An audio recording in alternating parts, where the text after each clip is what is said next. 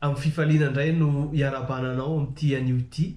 Hoy ny Tompo aminao, efa nohenoko ny fitarainanao ary efa hitako ny ranomasonao. Indro ahasitrana anao aho, ka raha afaka pitso dia hiakatra ho any an-tranon'i Jehovah ianao. Amen. Izany tenin'Andriamanitra izany indray no ampahirezana anao amin'ity anio ity.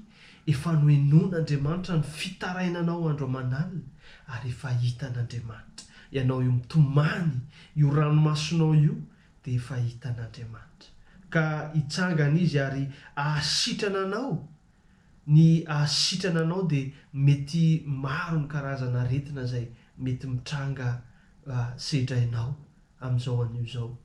Ao ny aretina ara-nofo, ao ny aretina ara-panahy izay mangeja, ao ny areti-pitiavana, ao ny areti-panambadiana, mety ao ihany koa ny aretina vokatry ny fahoriana maro samihafa.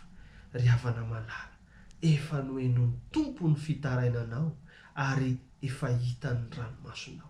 Ahasitrana anao izy ka aoka hibanjana an'i Jesosy Kristy, ilay Tompo sy mpanefa ny finoantsika isika. Ary aoka hiantehatra tanteraka amin'Andriamanitra ianao, hatoky tanteraka fa raha ino ianao dia ho hitanao ny voninahitr'Andriamanitra.